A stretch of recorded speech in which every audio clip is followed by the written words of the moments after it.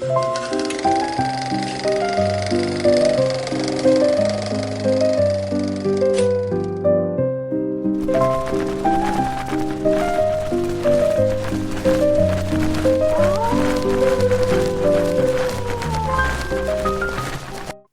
there, everyone. Welcome to Crypt Finder. So I've got a great ranking for you this evening.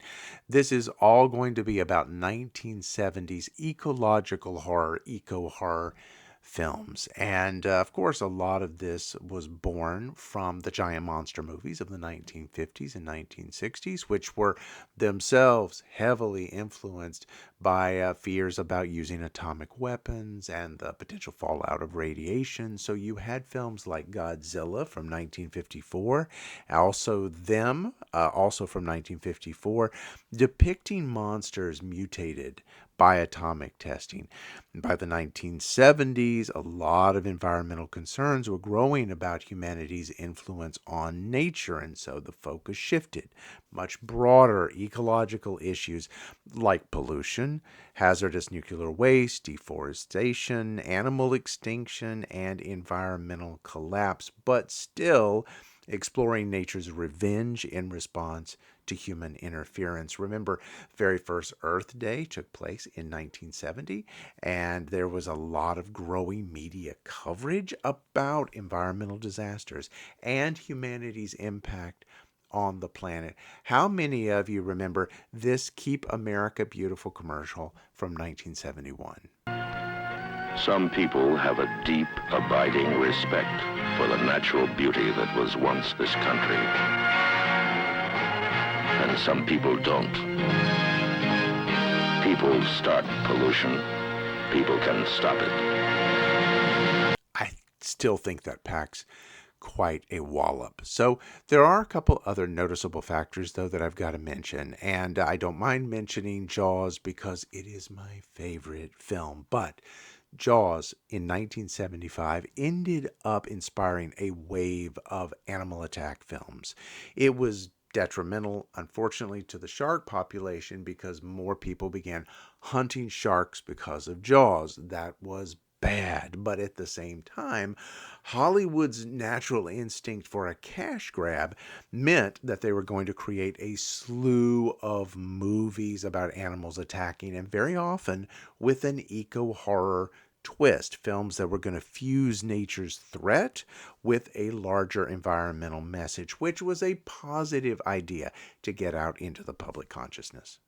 So there was a rise in ecological thrillers and disaster sci-fi films that tapped into public fears about environmental degradation. So movies like Soil and Green from 1973, also The Andromeda Strain from 1971, they reflected these types of concerns.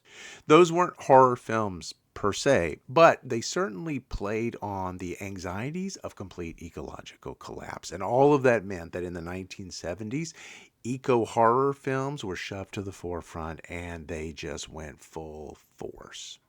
At number 12, a lot of people will not know this one, but Slithis, it was also called Spawn of the Slithis. It's a 1978 eco-horror film directed by Stephen Traxler. I was there in 1978. My friend Tim and I were the only ones in the theater. So if you haven't heard of it, it's not really all that surprising. I've mentioned it over the years to people. They get this kind of like glazed look in their eyes, or they'll say, I think I sort of kind of remember the name of that, but I never saw it. The story is set in Venice, California, where a leak from a nearby nuclear power plant results in the creation of a monstrous creature called Slithis. This amphibious being rises up out of the canals and pretty much just goes through a series of very gruesome murders where it's taking out pets and vagrants and residents. High school journalism teacher Wayne Connors, who's played here by Alan Blanchard, becomes intrigued by the killings and then, along with some friends, sets out to investigate and try to stop the creature. Stephen Traxler made his directorial debut with Slithis, but he also worked in the production side of it as a production supervisor on Waterworld from 1995 and Windtalkers in 2002, and he co-produced Legally Blonde in 2001. To promote the film, audience members were provided with a Slithis survival kit, which also included membership application for the Slithis fan club. Despite its initial negative reaction, Slithis is appreciated, especially among enthusiasts of low-budget horror films, mainly for its charm and its practical effects. The movie reflects societal anxieties about environmental disasters through the lens of a creature feature. The nostalgia factor is pretty high for me here because I remember it so fondly. It just has a little bit of a soft spot in my heart, but if you end up hating it, okay, I can sort of understand. I will also just add it has a bit of a downer of an ending, which was becoming a little bit more mainstream in the 1970s, that not everything had to be so neatly resolved by the time the credits rolled. At number 11 is Frogs from 1972. This is directed by George McCowan. The story revolves around Pickett Smith.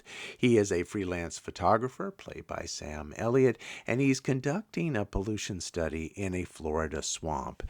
After a chance encounter with the wealthy Crockett family on their private island estate, Smith becomes entangled in a series of events where nature, led mainly by frogs, but also by some other wildlife as well, begin attacking, retaliating against this family's environmental negligence.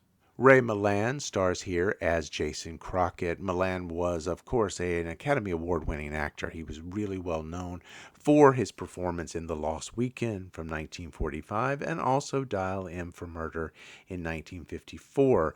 But horror fans will know him because he did some very noticeable turns in The Uninvited from 1944, a really great ghost story. He was also in The Man with the X-Ray Eyes from 1963 and The Thing with Two Heads from 1972, co-starring Rosie Greer. You also have Sam Elliott starring here. His very distinctive, gravelly voice is instantly recognizable in movies like Tombstone from 1993, The Big Lebowski from 1998, and Roadhouse from 1989. But he also starred in another smaller horror film that a lot of people don't know about, but it's a very good film called The Legacy from 1978, where he met his future wife, Catherine Ross. George McCowan was a Canadian director who had a career in film and television, even beyond Frogs. He directed The Magnificent Seven Ride from 1972 and Shadow of the Hawk in 1976.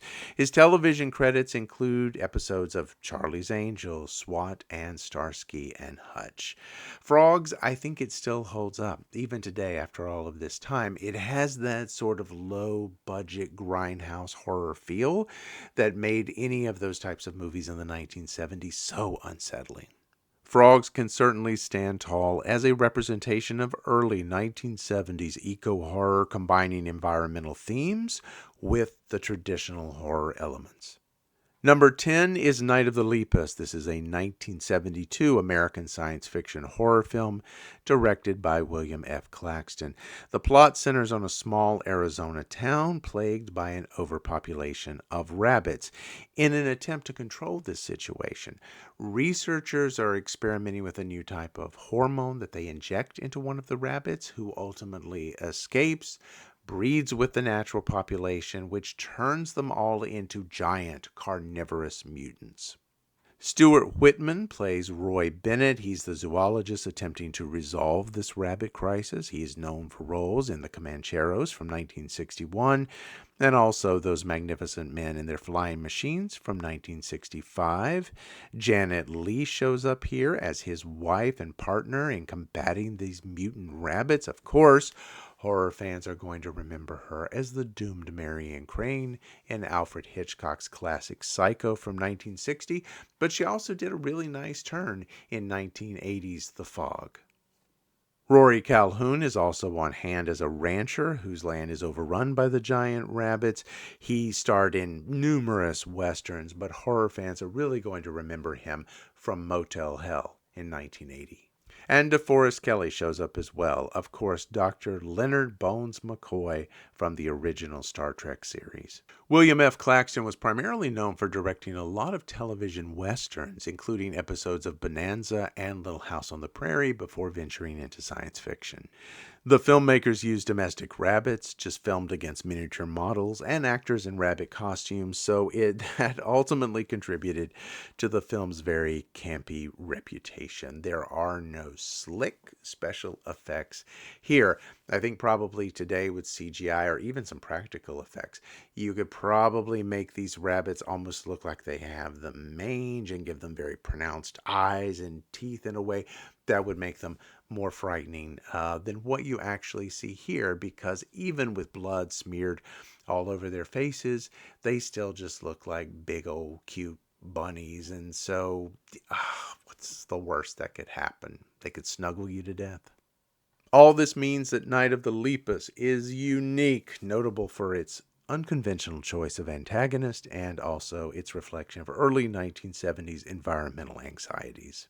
At number 9 is Squirm. This is from 1976. It was written and directed by Jeff Lieberman. This is set in a dusty rural town called Fly Creek, Georgia, and the narrative unfolds after a severe storm causes power lines to collapse, electrifying the soil, driving hordes of carnivorous worms up to the surface to go looking for lunch.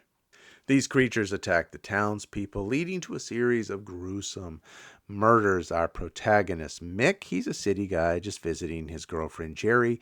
They become entangled in the community's struggle against the worms. Jeff Lieberman made his directorial debut with Squirm, but he also actually made several other horror films. One was called Blue Sunshine from 1977, and also Just Before Dawn from 1981. His script was very much inspired by when he was a child. His brother actually put an electrical current into the earth, causing the earthworms to come up, when that just, I guess, was pure nightmare fuel for him. This was originally intended to be set in New England, but it was changed to Georgia, mainly just due to budgetary constraints and weather issues as well. And it turned out it was a bit of a happy accident, because moving this into a very rural community that's somewhat isolated, and then also sort of throwing in some of these Southern Gothic tropes, actually was quite effective in this film. Over 250,000 live worms were used during this production, and an interesting note here, makeup artist effects guru master Rick Baker, this was one of his first early outings. At number 8 is Prophecy from 1978. This is directed by John Frankenheimer. It concerns Dr. Robert Verne, who's played by Robert Foxworth, and his wife Maggie, who's played by Talia Shire. They investigate an environmental conflict between a logging operation and a Native American tribe in Maine. The paper mill's pollution has led to severe mutations in local wildlife, including the emergence of a monstrous bear-like creature. Robert Foxworth plays Dr. Robert Verne. Foxworth is very well known for his roles in Falcon Crest from 1981 through 1990. He's also, well, let's say he did a somewhat melodramatic turn as Dr. Victor Frankenstein in Dan Curtis's version of the Mary Shelley classic. It was a made-for-TV film in 1973. Talia Shire does a nice job here. Of course, people will remember her as Adrian in the Rocky series and also in the Godfather films. Armand Assante is on hand as well. People will probably remember him in Judge Dredd from 1995 and also Gotti from 1996, where he portrayed John Gotti. And Richard Dysart is recognized, of course, for his role as Leland McKenzie in the television series L.A. Law from 1986 to 1994, but horror fans are going to remember him very vividly in John Carpenter's film The Thing from 1982. John Frankenheimer was an acclaimed director who had helmed some masterpieces, including The Manchurian Candidate from 1962, a personal favorite of mine, Seconds from 1966, and Ronin from 1998. Despite his very successful career, it really falls short here. He was a master at creating sort of more the psychological tension and the sense of paranoia, but a straight-up horror film, it just wasn't in his wheelhouse. The movie was primarily filmed in British Columbia, and the creature was portrayed using practical effects. Apparently, the original concept was much more terrifying, and Frankenheimer altered the design to appear more bear-like, which ended up, as far as audience members and critics, they felt like that really dampened down the horror aspect. Number 7 is The Food of the Gods. This is a 1976 thriller directed by Bert I. Gordon, loosely based on H.G. Wells' novel from 1904 called The Food of the Gods and How It Came to Earth. This film follows a group of individuals on a remote island in British Columbia who have to fight off giant animals, including rats, wasps, and chickens, who have consumed a mysterious substance oozing from the ground, which the island's residents actually believe it's a bit of a divine gift, but now the survivors must battle these oversized creatures to escape the island. Pamela Franklin stars here. She gained recognition for her amazing performance as Flora in The Innocents from 1961. She was also in The Prime of Miss Jean Brodie from 1969, and she was in another made-for-TV vehicle that I've covered here, Satan's School for Girls. The Food of the Gods was her final film role before retiring from acting in 1981. Ralph Meeker is best remembered for his portrayal of Mike Hammer in Kiss Me Deadly from 1955 and appearances in Paths of Glory from 1957. To me, though, he'll always be just good old Bernie Jinx from the 1972 made-for-TV classic, The Night Stalker. John Cypher also shows up here. You might remember him from Hill Street Blues or Major Dad, and then Ida Lupino is here as well. She was known as an actress, but she was also a director at a time when there were very few female directors. She did some very interesting noir films, such as The Trouble with Angels from 1966. She also directed The Hitchhiker from 1953, and she directed the Twilight Zone episode The Mask from 1964. Bert I. Gordon directed and produced a slew of sort of sci-fi and B-grade kind of horror films. Most notable is The Amazing Colossal Man from 1957, Earth vs. the Spider in 1958, and Valley of the Giants from 1965. Gordon was known for using a lot of rear projection techniques to create that illusion of his giant creatures in his films. Now, despite the critical reception to this, which wasn't favorable, this turned out to actually be American International Pictures' most successful release of that year. I also have to mention the special effects designer, who was Thomas R. Berman here, who had done a ton of different films, including special effects in Planet of the Apes from 1968, the remake of Invasion of the Body Snatchers in 1978, Frogs from 1972, and Prophecy from 1979. Both of those films I've already covered on this list, as well as Close Encounters of the Third Kind, My Bloody Valentine, Cat People, Halloween 3, Season of the Witch, on and on and on. He also was a makeup artist in one of those overlooked little gems that I always really loved, despite it being super cheesy, The Boy Who Cried Werewolf from 1973. Anyway, my point here is, very talented man.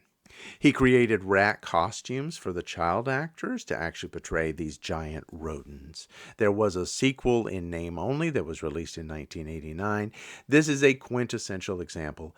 1970s eco-horror cinema reflecting all the contemporary anxieties about environmental manipulation and its unforeseen consequences. I think I better pause here just to say that I would, of course, love to throw in some other films here, such as, again, my favorite film, Jaws, or even some of the knockoffs like Tentacles or Orca or Grizzly, or going back even earlier than that, The Birds. But unless there was some sort of like ecological threat that was driving the animals to attack, or there's some sort of preternatural understanding of mankind's interference, which we'll see when we get down to number 1, I decided to just kind of leave those off altogether. I think this probably would make a better video just about animals attacking in film versus the eco-horror of the 1970s.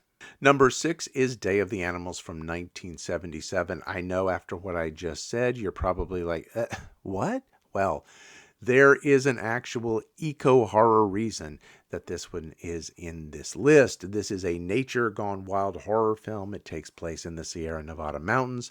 The story follows a group of hikers on a wilderness expedition who find themselves under siege by a variety of animals. We've got wolves, snakes, hawks, even a grizzly bear. The cause of this, there is a cause.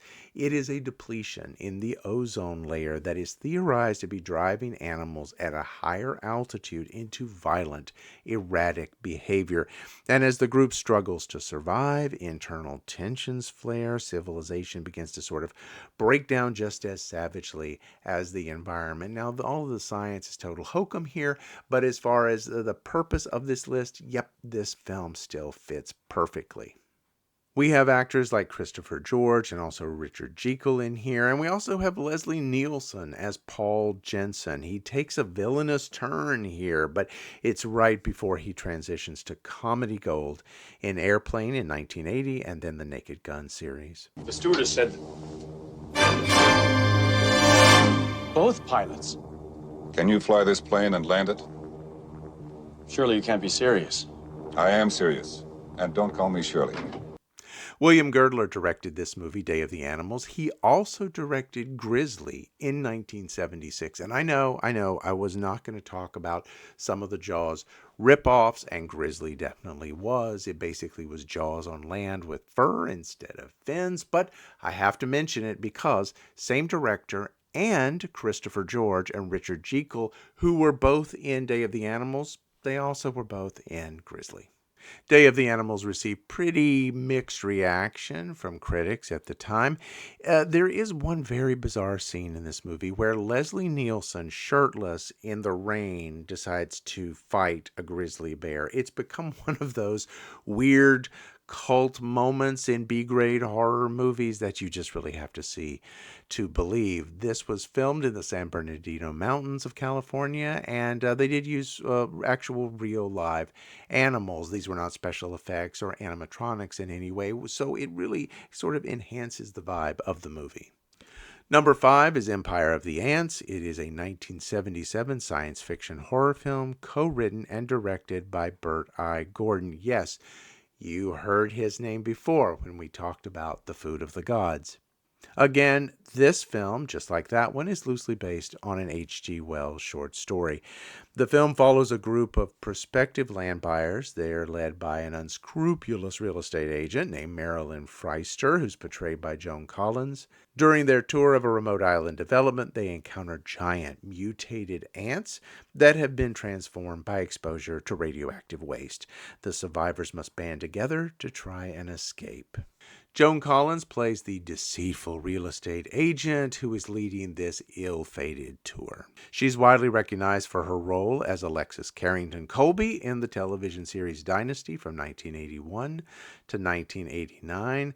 Fans who have an affinity for horror anthologies, you're going to remember her because she gives a very memorable turn in Amicus Productions' Tales from the Crypt in 1972. She's in the very first segment called And All Through the House. And then just a year later, she was in another horror anthology called Tales That Witness Madness.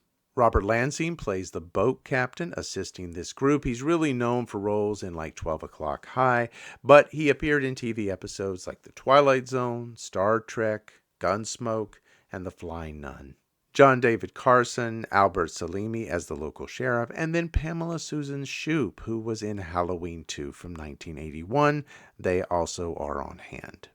As we have already discussed, Bert I. Gordon, he used a lot of techniques here. He actually would show projected images of the larger ants along with human interactions. There was some puppetry involved here as well for some of the close-up attack shots. Photography took place in the Florida Everglades during the fall of 1976, and the swampy location presented a lot of challenges to the cast and crew, including unpredictable wildlife and also just the very isolated setting. At number 4 is Phase 4, which is a 1974 film directed by Saul Bass, who is renowned for his graphic design work and iconic title sequences for films like Psycho and Vertigo. This film marks his sole venture into feature-length directing. Part sci-fi, part horror, this film takes place in the Arizona desert, where a cosmic event has caused ants to evolve into a highly intelligent and cooperative species. Two scientists, Dr. Hubbs and Dr. Lesko, set up a research facility to study and counter this escalating ant threat. They rescue a young woman, Kendra, from a nearby farm, and together they confront the hostile ant colonies that threatens the world. Nigel Davenport stars here. He was a seasoned British actor known for A Man for All Seasons and also Chariots of Fire, but he's very memorable to me because he's Dr. Van Helsing in Dan Curtis's made-for-TV film Dracula, starring Jack Palance from 1974. Michael Murphy also stars here. He appeared in numerous films, including Manhattan from 1979 and Magnolia from 1999. But again, sorry, I have to do this to you again. Horror films are sort of my cultural touchstone. So to me, I remember him much more vividly in Count Yorga Vampire from 1970. And finally, you have Lynn Frederick here as Kendra. She starred in Nicholas and Alexandria in 1971 and Voyage of the Damned from 1976. Interiors were all filmed at the very famous Pinewood Studios in London, and despite the fact they were supposed to be Arizona, a lot of the exteriors were filmed in Kenya. This film is noted for depicting geometric crop circles created by the ants, actually predating modern reports of crop circles, possibly influencing the phenomenon. This movie stands out. It's a unique entry in 1970s science fiction cinema, reflecting themes of environmental change, the potential consequences of intelligence beyond human understanding. This is a much more thought-provoking movie, but it's one I don't hear people discuss all that often. It's very slowly paced, but a really fascinating concept. At number 3 is Piranha from 1978. This is a comedy horror film directed by Joe Dante and produced by Roger Corman. Please don't start typing right away. I thought you weren't going to cover any Jaws knockoffs. Again, this one is a little bit different, and here's the reason why. The story follows a school of genetically engineered piranhas accidentally released into a river, posing a deadly threat to a summer resort just downstream. As the piranhas make their way through the waterways, a local man and a private investigator race against time to warn the authorities and attempt to thwart a complete and utter bloodbath. Bradford Dillman stars here. He was known for his roles in Compulsion from 1959 and The Way We Were from 1973, but yep, I'm gonna do it again. I remember him much more distinctly from the made-for-TV movie Moon of the Wolf from 1972. It's actually one of the werewolf movies that I covered in a video called 7 Underrated Werewolf Films. Heather McKenzie also co-stars here. You're going to remember her because she was Louisa Von Trapp in The Sound of Music from 1965. We also have Kevin McCarthy here, who gained fame for his lead role in the original Invasion of the Body Snatchers from 1956. There's also Keenan Wynn. He was in Doctor Strangelove, Once Upon a Time in the West. We have Barbara Steele, who was a prominent figure in 1960s Italian Gothic horror films, including the famous Black Sunday from 1960. And Dick Miller also shows up as well. He was a famed character actor who was in a lot of Roger Corman films, including Not of This Earth, Little Shop of Horrors, The Terror, and also later in Joe Dante films like The Howling from 1981 and Gremlins in 1984. This film spawned a sequel called Piranha 2, The Spawning from 1981. It actually marked the directorial debut of James Cameron. It also inspired remakes including Piranha from 1995, Piranha 3D from 2010, and then Piranha 3DD from 2012. The film's special effects, particularly those scenes involving the piranhas, were achieved through a combination of puppetry and editing techniques, very characteristic of low-budget horror films of that era. Number 2 is Barracuda from 1978. This was directed by Harry Kerwin. The film centers on a small Florida coastal town plagued by aggressive barracuda attacks, which are later linked to a covert government experiment affecting both the local populace and marine life. This was filmed in Florida and also released under the title The Lucifer Project. It stars Wayne Crawford as Mike Canfield. Crawford co-wrote and co-produced the film, and he also handled a lot of the underwater photography himself. Barracuda typifies the 1970s trend of eco-horror films blending elements of conspiracy thrillers with creature feature tropes, and it really remains a subject of interest for enthusiasts of cult cinema. Remember how we started this list with Slithis, and I talked about it was a bit of a downer of an ending. This one totally tops that. It just goes to show that the 1970s were really playing with audience expectations. The aftermath of the Vietnam War and the Watergate scandal in the early 1970s led to a mistrust in government institutions, and all of that is exemplified in this film. At number 1 is Long Weekend from 1978. This is an Australian film directed by Colin Eggleston. This is probably my favorite eco-horror film, and the reason why is because it stands in stark contrast to others of its ilk. This film follows Peter and Marcia. They're a couple experiencing pretty extreme marital difficulties. They embark on a camping trip to a secluded beach to mend their fractured relationship. Throughout their weekend, though, their disregard for nature, littering, killing wildlife, disturbing natural habitats, it triggers a series of increasingly hostile events orchestrated by the environment, suggesting a very vengeful response from Mother Nature. The script here was penned by Everett DeRoach. He got the idea actually visiting on holiday a very isolated beach in New South Wales. He wrote the script in about 10 days or so, and his goal was to show an environmental horror film that avoided overtly aggressive portrayals of nature. Principal photography occurred in Melbourne and southeastern New South Wales, with some additional footage captured in Tasmania. In 2008, director Jamie Blanks released a remake of Long Weekend.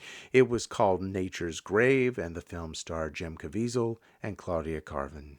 Long Weekend stands as a significant example of Australian horror cinema blending psychological tension with ecological commentary. This is a thought-provoking approach, and it won't be for everyone.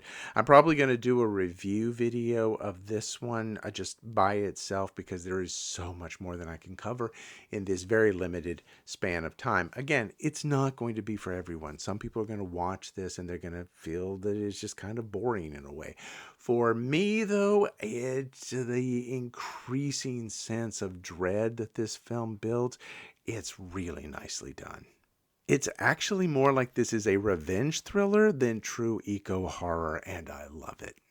Well, there you go, everybody. 12 ecological horror films of the 1970s that are just terrific. If you want to get started watching this particular kind of subgenre of horror, or if you've seen many of these before, please let me know what you think about my list. Okay, before you go, I do have a bonus feature here, and it is Treevenge. This is a 2008 Canadian short horror comedy film directed by Jason Eisner.